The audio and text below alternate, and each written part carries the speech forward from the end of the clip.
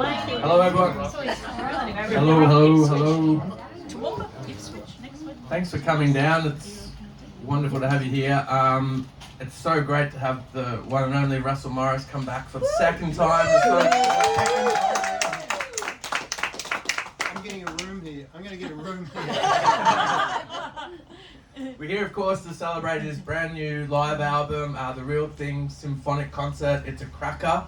I'm just going to ask Russell a few questions about the new record, and then we'll be fortunate enough to hear a few songs.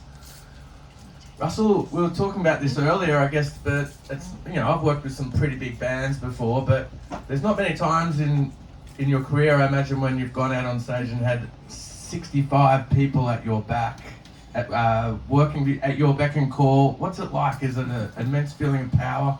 Yeah, well, by myself, I've been with other people with it, but by myself, it is an incredible feeling. It's like, particularly with David Hirschfelder, who we all know, John Farnham's arranger, and has been nominated for a few Academy Awards, with his arrangements, because I remember when the first song I sent him, he sent back the arrangement, which was simulated on the computer, and I just went, this is ridiculous, this is fantastic. And I suddenly, all of a sudden, felt like it was what it was like to be an artist that was with a big backing like that, because normally it's only 4-piece. We work with 5 at the most.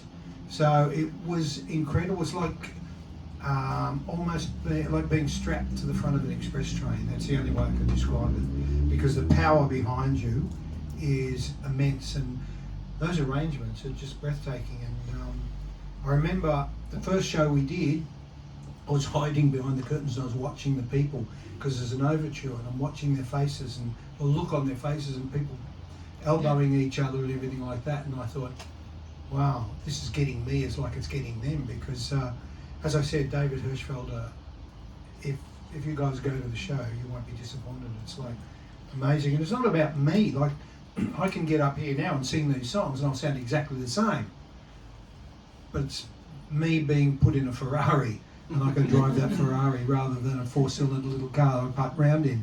So it really is a momentous occasion. I don't know whether I'll repeat it. I'd like to think so, but I don't think so at this stage. So we're just we did 2 shows, one in Melbourne, which was sold out in 3 days, and Sydney, which sold out in 2 weeks. So now we're doing right around the country. So it should be good. I meant to ask you about the process with David. It must have been fascinating, having your own songs that you've lived with so long bounce back in.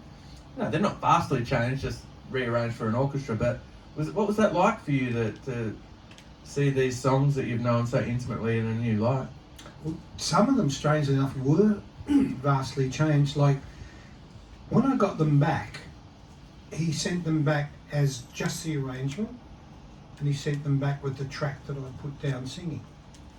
So I thought, well, I better get used to singing these songs. So I just listened to the arrangement and tried to sing along. Impossible, unless you count. Because he does things like crosses beats. And I remember talking to the notation person who wrote out all the charts for everyone. She said it was so difficult because he crosses beats all the time, and it's really hard to stay on top of it. And for me, I spent a lot of time listening to them and just counting on my side to just come in on time, because if with an orchestra, unlike a band, like the band, you could go as long as you want. But that did, and you come in there. So, but with an orchestra, if you don't come in right on the time that's designated, the ship has already left, and you've got to try and scramble to find your way back on board. So it is hard, but it's such a great experience. And as I said, David's arrangements were similar to what were on the records, but some he's taken somewhere else. For instance, like Real Thing with Waltzing Matilda in the end. And an interesting thing for that is, who anyone listens to the record or goes to see the show, when he sent it back to me, I didn't know if I liked Waltzing Matilda, and I rang him up. I said, why did you put Waltzing Matilda? And he said, well, when I was listening to the real thing, he said I could hear all these marching bands in the back. And he said, I just kept hearing Waltzing Matilda in my head. And I thought, well, I'll put it in. And he put that in. And to let you know how complicated that is, the band is playing.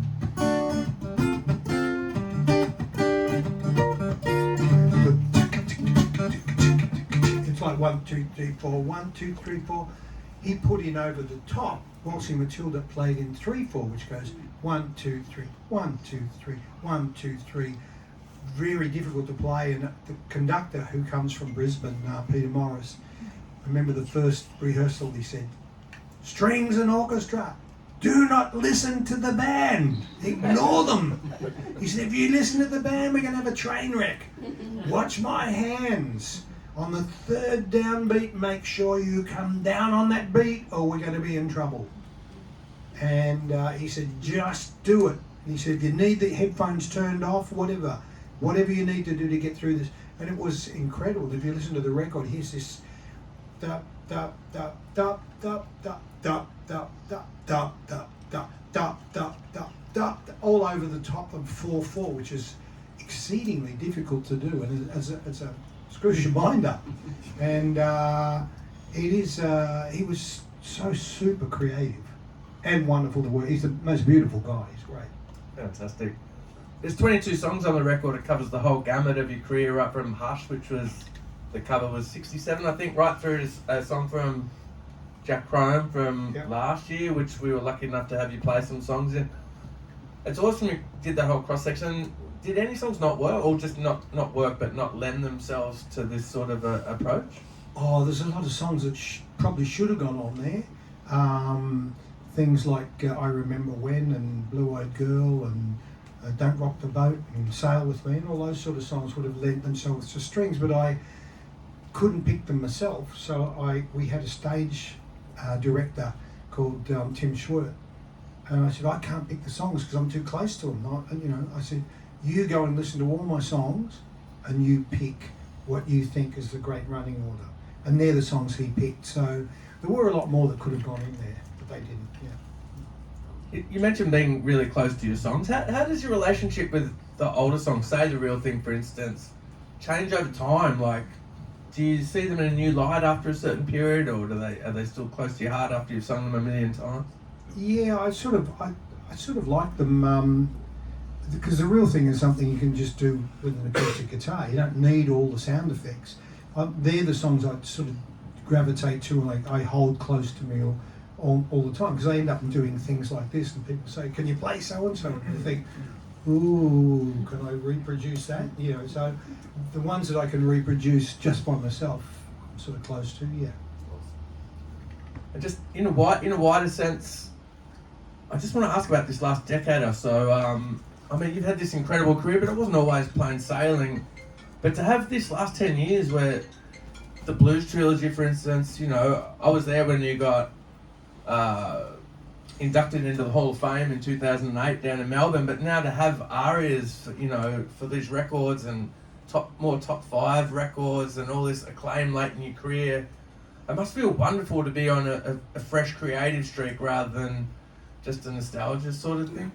Yeah, it does, because all of us, including all my friends that are my peers that we've worked for years and years, and everyone we always yearn to be credible, to be now, and you end up getting put in the yesterday's bag.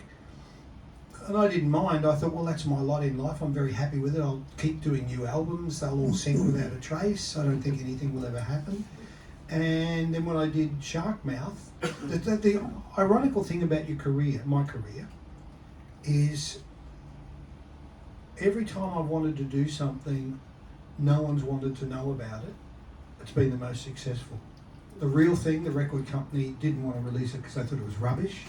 That became really just successful. Then I did Sharkmouth. Every record company in the country turned it down. So I printed 500 copies that I was going to sell at shows to make my money back. And that man standing up the back there, Robert Rigby, said, "No, I'll take it on." And he took it on, and it was the biggest selling album I've ever had, even with Bloodstone, which had Sweet Sweet Love on it and all that. So it became really big. So then I get to here with this album. I tried to get symphony orchestras interested. None of them were interested. I tried to get on their programs, but no, they'd have Nick Cave or so and so, all these alternate acts, and I was never considered. And I thought, oh well, I'll never get to do it. And then, strangely enough, I was working at Southport Yacht Club, and the bass player came off stage and said, "Did you see that guy when we were playing, sitting halfway up with his arms crossed, not smiling, not laughing or applauding? You know, the guy that looked like Clive Palmer?" And I said, "Yeah, that's because it was Clive Palmer." Oh, bloody hell. What a pig. I go off stage and go into the line like we are today, signing CDs, and here's Clive with 3 CDs. And I said, "Mr. Palmer." He said, "Call me Clive." I said, "You've got CDs here?" And he said, "Yes." He said, "I'm a big fan." So I've always been a big fan. And I said, "Well, that's really nice, thank you." Signed them, and he said, "You've lost sight of your audience." And that was it, and he left. I thought, what do you mean by that? Then we worked at Townsville, and the lady said, we were there for 2 nights, she said, "Clive Palmer's booked 4 tables both nights." So he watches the show, and I put shit on him as we're going through, which I do. If there's someone there that I know, I'll give them a really hard time. I've actually had one person storm out once when I made jokes at their expense. And he enjoyed it. He came back after the show and he said, "Will you have dinner with me tomorrow? I really would like to run something by you." And he sat down, he said, "I want to put you on the Sydney Opera House and Hamer Hall with a 60-piece orchestra and singers and choir and everything like that. What do you think?" And I said, "Can't do it." He said, "Why?" I said, "Listen, I do small clubs that are like 400 seaters." And I said, "Sometimes, as Lee would know, sometimes there's empty seats. They don't sell out." And he said, "That's because you don't know where your audience is." I said, "What do you mean?" He said, "Your audience is somewhere else." He said, "They're not going to go down to the pub and park their car in the rain." And he said, "You've got to, your audience has moved on." I said, "Yeah, okay." And he said, "Well, I'll put this on for you." And I said, "I can't do it, because if I do, I'll work at the Opera House and we'll sell 500 tickets and we're going to have to give away 2,000 tickets." And I said, "Everyone will know and I'm not going to look like an idiot." And he said, "I think you're wrong." And I said, "Plus you'll lose a lot of money." He went, "Well, I've got a lot of money." And I said, "Okay, if you want to do that." I said, "Nah, I can't do it."